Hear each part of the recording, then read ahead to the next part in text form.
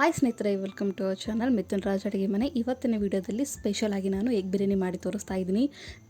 ನೋಡ್ತಾ ಇದ್ರೇ ಬಾಯಲ್ಲಿ ನೀರು ಬರುತ್ತಲ್ಲ, ಅಷ್ಟು ಪರ್ಫೆಕ್ಟಾಗಿ ಆ್ಯಂಡ್ ಬೇಗನೆ ಮಾಡ್ಕೋಬೋದು. ಚಿಕ್ಕ ಮಕ್ಕಳು ಸಹ ಆರಾಮಾಗಿ ಮಾಡುವಂಥ ರೆಸಿಪಿ ಅಂತ ಹೇಳ್ಬೋದು. ಆ್ಯಂಡ್ ಈಸಿ ಸ್ಟೆಪ್ಸಲ್ಲೇ ಹೇಳ್ಕೊಡ್ತೀನಿ. ವಿಡಿಯೋನ ಕೊನೆಯವರೆಗೂ ನೋಡಿ, ಎಲ್ಲೂ ಸ್ಕಿಪ್ ಮಾಡಬೇಡಿ. ಆ್ಯಂಡ್ ನಿಮ್ಮೆಲ್ಲರ ಹತ್ರ ಒಂದು ರಿಕ್ವೆಸ್ಟ್, ನನ್ನ ಚಾನಲ್ನ ಮೊದಲನೇ ಬಾರಿ ನೋಡ್ತಿದ್ರೆ ಪ್ಲೀಸ್ ಎಲ್ಲರೂ ದಯವಿಟ್ಟು ಸಬ್ಸ್ಕ್ರೈಬ್ ಮಾಡ್ಕೊಳ್ಳಿ. ನೀವು ಸಬ್ಸ್ಕ್ರೈಬ್ ಮಾಡ್ಕೊಂಡಷ್ಟು ಹೆಚ್ಚಿನ ಪ್ರೋತ್ಸಾಹ ಸಿಕ್ಕಂಗಾಗುತ್ತೆ. ನಾನು ಹೆಚ್ಚಿನ ವೀಡಿಯೋಸ್ ಮಾಡೋಕ್ಕೆ ಕೂಡ ಸ್ವಲ್ಪ ಎಂಕರೇಜ್ಮೆಂಟ್ ಸಿಕ್ಕಂಗಾಗುತ್ತೆ. ನೋಡಿದ್ರೆ ಸೂಪರಾಗಿ ಬಂದಿದೆ ಅಲ್ವಾ? ತಡ ಮಾಡಿದ್ರೆ ವೀಡಿಯೋ ಸ್ಟಾರ್ಟ್ ಮಾಡೋಣ ಬನ್ನಿ. ಮೊದಲನೇದಾಗಿ ನಾನು 1.5 ಲೋಟದಷ್ಟು ಬಾಸುಮತಿ ಅಕ್ಕಿನ ನೆನೆಸಿ ಇಟ್ಟಿದ್ದೀನಿ. ಒಂದು ಅರ್ಧ ಗಂಟೆಯಷ್ಟು ನೆನೆಸಿಟ್ರೆ ಸಾಕು. ನಾನು ಮೆಜರ್ಮೆಂಟು ಕರೆಕ್ಟಾಗಿ ನೋಡ್ಕೊಳ್ಳಿ. ನೀವು ಯಾವ ಕಪ್ಪಲ್ಲಿ ಅಳತೆ ತೊಗೊತೀರೋ ನೀರು ಕೂಡ ಅದೇ ಕಪ್ಪಲ್ಲೇ ತೊಗೋಬೇಕು. ನಾನು ಇಲ್ಲಿ ಈ ಲೋಟದಲ್ಲಿ 1.5 ಲೋಟದಷ್ಟು ಅಕ್ಕಿ ತೊಗೊಂಡಿದ್ದೀನಿ. ಅದನ್ನು ನೆನೆಸಿ ಇಟ್ಟಿದ್ದೀನಿ. ನೆಕ್ಸ್ಟ್ ಈ ಕಡೆ ಮಿಕ್ಸಿ ಜಾರಿಗೆ ಸ್ವಲ್ಪ ಕೊತ್ತಂಬರಿ ಹಾಕ್ತೀನಿ. ಮಸಾಲೆನ ರುಬ್ಕೋಬೇಕು, ಅದಕ್ಕೋಸ್ಕರ ಫಸ್ಟು ಕೊತ್ತಂಬರಿ ಹಾಕ್ತೀನಿ. ನೆಕ್ಸ್ಟು ಫ್ರೆಶ್ ಆಗಿರುವಂಥ ಪುದೀನ ಕೂಡ ಹಾಕ್ತೀನಿ. ನೆಕ್ಸ್ಟು ಶುಂಠಿ ಹಾಕ್ತಿದ್ದೀನಿ. ನೆಕ್ಸ್ಟು ಬೆಳ್ಳುಳ್ಳಿ, ಒಂದು 10ರಿಂದ 15 ಬೆಳ್ಳುಳ್ಳಿನ ಸಿಪ್ಪೆ ಸುಲಿದಿಲ್ಲ ಹಾಗೆ ಹಾಕ್ತಿದ್ದೀನಿ. ನೆಕ್ಸ್ಟು ಹಸಿಮೆಣಸಿನ್ಕಾಯಿ ಹಾಕ್ತಿದ್ದೀನಿ. ಖಾರಕ್ಕೆ ಹಸಿಮೆಣಸಿನ್ಕಾಯಿ ಯೂಸ್ ಮಾಡ್ತೀನಿ, ಖಾರದ ಪುಡಿ ಯೂಸ್ ಮಾಡೋದಿಲ್ಲ. ಅದಕ್ಕೋಸ್ಕರ ಟೋಟಲಾಗಿ ನಾವು ಬಿರಿಯಾನಿ ಮಾಡೋದಕ್ಕೆ ಎಷ್ಟು ಬೇಕಾಗುತ್ತೋ ಖಾರನ ಅಷ್ಟನ್ನು ಹಾಕ್ಕೊಳ್ಳಿ. ಈ ಥರ ಸಣ್ಣ ಸಣ್ಣ ಪೀಸಾಗಿ ಕಟ್ ಮಾಡ್ಕೊಂಡು ಹಾಕಿದ ಮೇಲೆ ನೀಟಾಗಿ ನುಣ್ಣಗೆ ಪೇಸ್ಟ್ ಥರ ಮಾಡ್ಕೋಬೇಕು. ನೋಡಿದ್ರೆ ರೆಡಿಯಾಗಿದೆ ಪೇಸ್ಟ್ ಕೂಡ. ಇಷ್ಟಾದರೆ ಸಾಕು. ಮೆಣಸಿನ್ಕಾಯಿನ ನೋಡ್ಕೊಂಡು ಹಾಕ್ಕೊಳ್ಳಿ, ಮತ್ತು ಖಾರ ಜಾಸ್ತಿ ಆಗೋದು ಆ ರೀತಿ ಆಗುತ್ತೆ. ನೆಕ್ಸ್ಟ್ ಕಡಾಯಲ್ಲಿ 1ರಿಂದ 2 ಸ್ಪೂನು ಎಣ್ಣೆ ಹಾಕ್ತಿದ್ದೀನಿ. ಎಣ್ಣೆ ಸ್ವಲ್ಪ ಬಿಸಿ ಆದಮೇಲೆ ಆಲ್ರೆಡಿ ಬಾಯ್ಲ್ಡ್ ಮಾಡಿರುವಂಥ ನಾನು 4 ಎಗ್ಗನ್ನ ಹಾಕ್ತೀನಿ. ಇದ್ರ ಮೇಲೆ ಸ್ವಲ್ಪ ಅರಿಶಿನ ಪುಡಿ, ನೆಕ್ಸ್ಟ್ ಉಪ್ಪು ಕೂಡ ಸ್ವಲ್ಪ ಸ್ಪ್ರಿಂಕಲ್ ಮಾಡ್ತೀನಿ.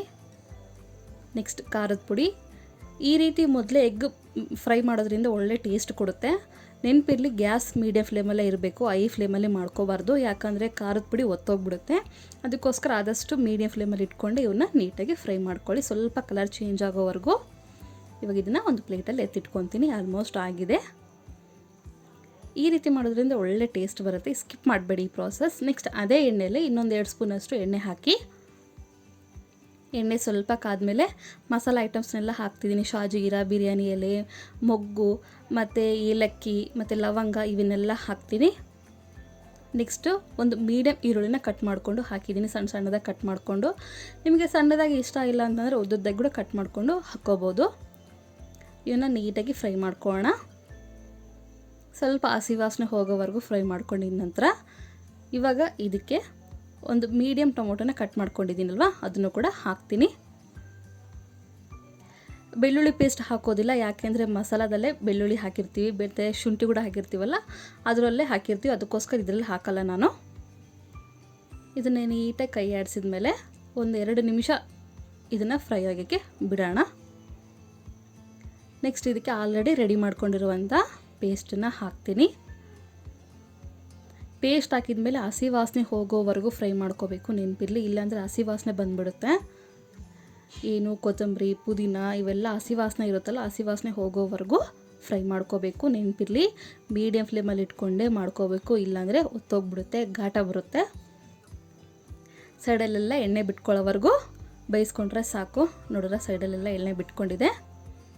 ಇವಾಗ ಇನ್ನೊಂದ್ಸರಿ ನೀಟಾಗಿ ಕಲಿಸ್ಕೊತೀನಿ. ಈ ಥರ ನೀಟಾಗಿ ಕಲಿಸ್ಕೊಂಡಿದ ನಂತರ ಇದಕ್ಕೆ ಮಸಾಲ ಆ್ಯಡ್ ಮಾಡೋಣ. ಸ್ವಲ್ಪ ಗರಂ ಮಸಾಲ, ನೆಕ್ಸ್ಟ್ ಇದು ಚಿಕನ್ ಮಸಾಲ ಆ್ಯಡ್ ಮಾಡ್ತೀನಿ ನಾನು. ನೆಕ್ಸ್ಟ್ ಸ್ವಲ್ಪ ಅರಿಶಿನ ಪುಡಿ. ಚಿಕನ್ ಮಸಾಲ ಆ್ಯಡ್ ಮಾಡೋದ್ರಿಂದ ಒಳ್ಳೆ ಫ್ಲೇವರ್ ಕೊಡುತ್ತೆ.